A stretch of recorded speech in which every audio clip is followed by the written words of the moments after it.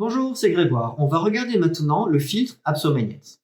Le filtre Apsomagnète est un filtre qui est installé par un électricien dans le tableau électrique général et qui va permettre de bloquer les courants parasites. Alors, ce filtre est composé d'un boîtier ici et de deux bagues en ferrite, une bague bleue et une bague rouge.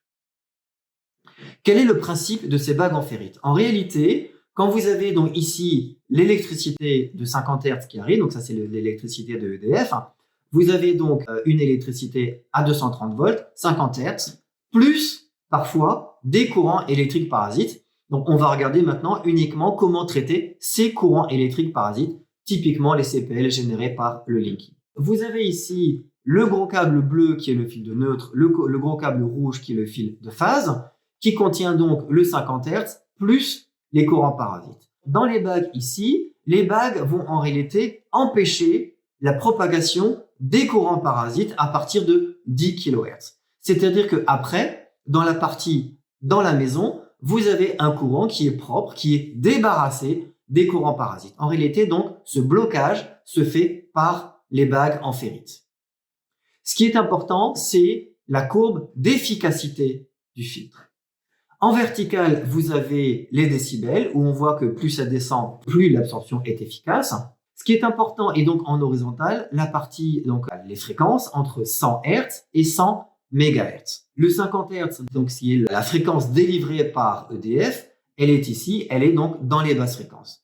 Ce qui est important à noter, c'est que dans les très basses fréquences entre 0 et 2000 Hz, le filtre est complètement transparent. C'est-à-dire que l'électricité qui est l'électricité de puissance pour faire tourner les appareils électriques, cette électricité n'est absolument pas impactée par le filtre, et c'est évidemment une bonne chose. Par contre, à partir de 10 kHz, on commence à avoir l'efficacité du filtre, une efficacité qui est maximale à 74 kHz, qui est la fréquence principale du Linky, de la première génération des Linky. Aujourd'hui, les Linky génèrent des fréquences entre 35 kHz et 90 kHz, et on est exactement dans la plage d'efficacité maximale de ce filtre Apsomagnète.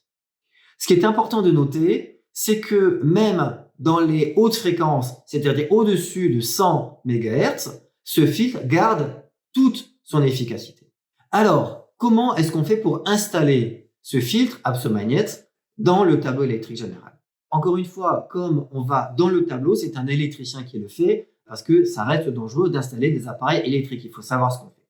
L'électricien, en réalité, donc il va couper l'électricité générale, il va débrancher le fil rouge, débrancher le fil bleu, glisser la bague bleue sur le fil bleu, la bague rouge sur le fil rouge, et en même temps, il va rebrancher, quand il va rebrancher donc le câble bleu, il va insérer le petit câble bleu. Quand il va donc rebrancher le fil rouge, il va réinsérer le fil rouge, et c'est terminé.